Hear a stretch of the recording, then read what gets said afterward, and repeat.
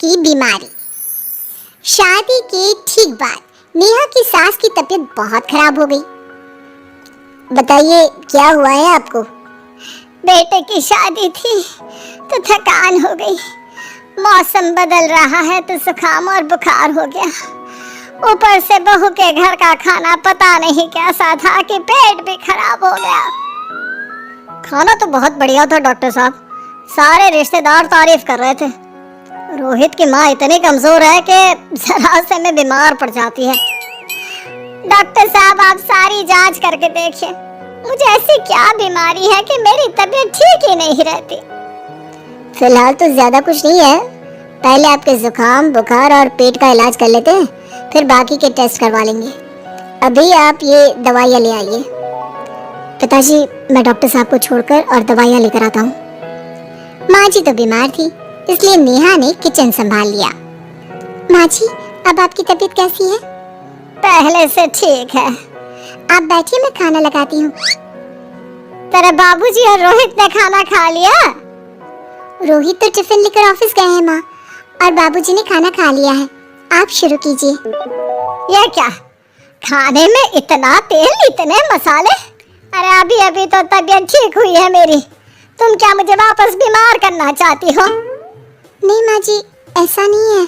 क्या हुआ? देखो ये बहू ने कैसा खाना बनाया है। खाना तो बहुत ही स्वादिष्ट था। अरे मैं ये खाना खाऊंगी तो बीमार हो जाऊंगी ना। ओह हाँ, बहू को अभी पता नहीं ना तुम्हारे बारे में, रोहित समझा देगा उसे। देख बहू अच्छे से समझ लेना कि इस घर में कैसा खाना बनता है।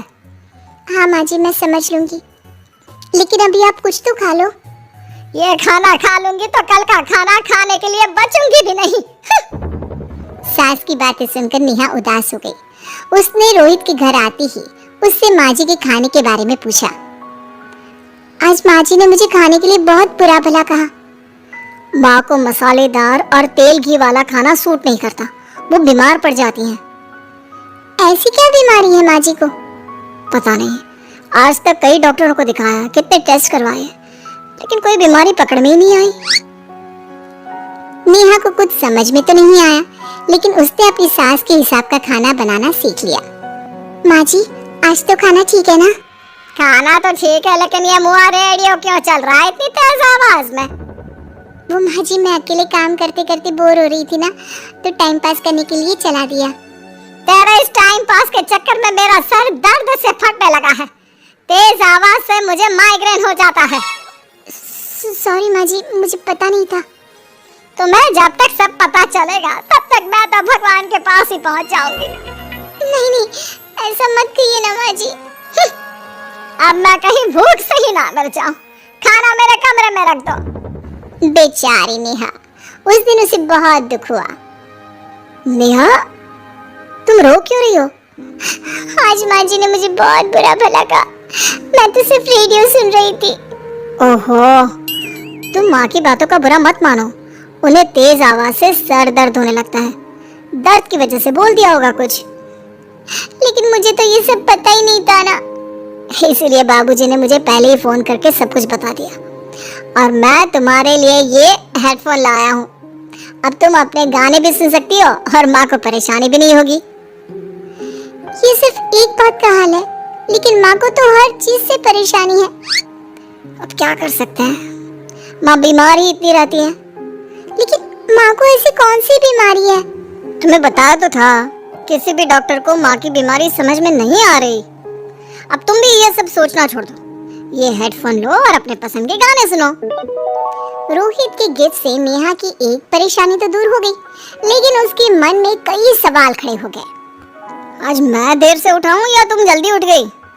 वो माँ जी को कल रात भर सर दर्द हुआ ना, तो जल्दी उठकर उनकी जगह मैंने पूजा कर दी। अरे वाह, भगवान ये किसकी करामत है? ये तो माँ जी की आवाज है। चलो चल के देखते हैं। क्या हुआ माँ? ये घर में गुलाब कौन लाया? मुझे नहीं पता, मैं तो अभी उठा हूँ। माँ जी आप कल रात भर सो नहीं पाई, तो मैंने जल्दी उठकर पूजा पाठ किया। घर में फूल नहीं थे ना, तो मैं बाजार से गुलाब के फूल ले आई। नेहा, माँ को गुलाब के फूल की एलर्जी है। अब मुझे ये कैसे पता होगा? अच्छा, तुझे कुछ पता नहीं तो तू वही काम क्यों करती है जिससे मेरी तबीयत खराब हो जाए। रोहित के बाबूजी, ये बहू मेरी जान लेना चाहती है। माँ जी, मुझे ऐसा करके क्या मिलेगा? वो तो तुझे ही पता, लेकिन कुछ तो है। रोहित की माँ, बस करो। बेचारी बहू को कुछ पता ही नहीं है, बस इसलिए उससे गलती हो जाती है। जाओ तुम कमरे में। बहू, तुम रोहित की माँ का बुरा मत मानो। वो अपनी बीमारियों से इतनी परेशान है कि उल्टा सीधा बोल देती है। नहीं बाबूजी, मुझे बुरा नहीं लग रहा, मुझे चिंता हो रही है माँ जी की बीमारी की। ये बताइए कि माँ जी को ऐसी प्रॉब्लम्स कब से होने लगी? शादी के 6-7 महीने बाद से। बाबूजी, तब घर का माहौल कैसा था? अरे भरा पूरा परिवार था।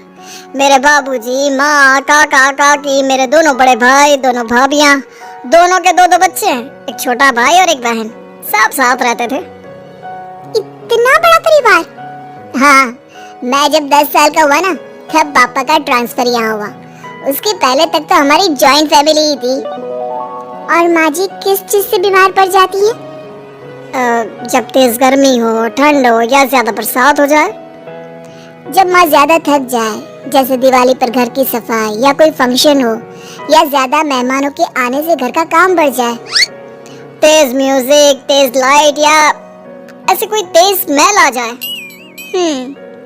तो माँ जी की ये बीमारी ठीक हो सकती है। कैसे? सब पता चल जाएगा। आप कल माँ जी की टेस्ट रिपोर्ट लेने जाने वाले हो ना? हाँ। तो सुनिए क्या करना है। अगले दिन रोहित माँ जी की रिपोर्ट्स लेकर आता है। माँ, बाबूजी, नेहा। अरे क्या हो गया रोहित? माँ जी की रिपोर्ट आ गई है। कुछ सीरियस है क्या? जिसका डर था वही हुआ। अरे गोल गोल बातें मत कर, सीधी तरह बता बेटा, क्या हुआ है मुझे? माँ, आपकी किडनी, लिवर सब फेल हो गया है। आपका दिल भी कमजोर हो गया है। डॉक्टर ने कहा है कि आपके पास सिर्फ 1 महीना बचा है। ये क्या बक रहा है? ऐसा हो ही नहीं सकता। मुझे लग ही नहीं रहा कि मैं इतनी बीमार हूँ। लेकिन माँ जी, रिपोर्ट झूठी तो नहीं हो सकती ना? हाँ, माँ को 20 साल की उम्र से बीमारी लग गई थी, लेकिन कोई डॉक्टर पकड़ नहीं पाया और अब ये बीमारियां बहुत ज्यादा बढ़ गई हैं। हाँ रोहित की माँ, तुम्हें याद है शादी के 6 महीने बाद से तुम बीमार रहने लगी थी। अरे लेकिन वो अलग था, मुझे ऐसी कोई बीमारी नहीं हो सकती। ये तुम कैसे कह सकती हो माँ? हाँ, तुम उस वक्त बीमार पड़ी थी ना, और अब डॉक्टर भी यही कह रहे हैं, तो सच ही तो होगा। और आप तभी से बीमारी तो रहती आई हैं। अरे लेकिन तब मैं बीमार थी ही नहीं। क्या मतलब? अरे तब मैं बीमारी का नाटक करती थी, मुझे कुछ नहीं हुआ था। ये क्या बोल रही हो? हाँ, घर में इतने सारे लोग थे और सबसे छोटी बहू मैं थी, तो सारा काम मुझे करना पड़ता, इसलिए काम से बचने के लिए मैं नाटक करने लगी। लेकिन आपको अभी भी वही बीमारियां होती है ना माँ? हाँ, अगर नाटक था तो ये प्रॉब्लम तुम्हें अभी क्यों होती है? इसका जवाब मैं देती हूँ। माँ जी कई महीनों तक नाटक करती रही, इसलिए इनके दिमाग ने धीरे धीरे इस झूठ को सच मान लिया और इनका दिमाग उन बीमारियों का एहसास कराने लगा। है? ऐसे भी होता है क्या? हाँ माँ जी, इसे प्लेसिबो इफेक्ट कहते हैं। जब आप बात बात पर बीमार पड़ने लगी तो मैंने अपने मामा से बात की, जो एक साइकोलॉजिस्ट है। उन्होंने बताया मुझे। तो ये रिपोर्ट्स? मैंने झूठी रिपोर्ट बनवाई थी नेहा के कहने पर, ताकि आप सच बताएं। यानी मुझे कुछ नहीं हुआ? नहीं माँ जी, और आपकी इस प्रॉब्लम का भी सलूशन है। हम किसी अच्छे साइकोलॉजिस्ट को दिखाएंगे और आप जल्द ही ठीक हो जाएंगी। वाह बहू, मैंने तुझे इतना भला बुरा कहा और तूने मेरी जिंदगी भर की तकलीफें दूर कर दी। थैंक यू और सॉरी बहू। अरे मुझे भी तो सॉरी कहो, पूरी जिंदगी तुम्हारी सेवा की है, वो भी झूठ मूठ की बीमारी के लिए। हाँ हाँ, आप भी माफ कर दो मुझे, बस सॉरी। तो इस तरह नेहा ने अपनी सास की बीमारी पकड़ भी ली और ठीक भी कर दी।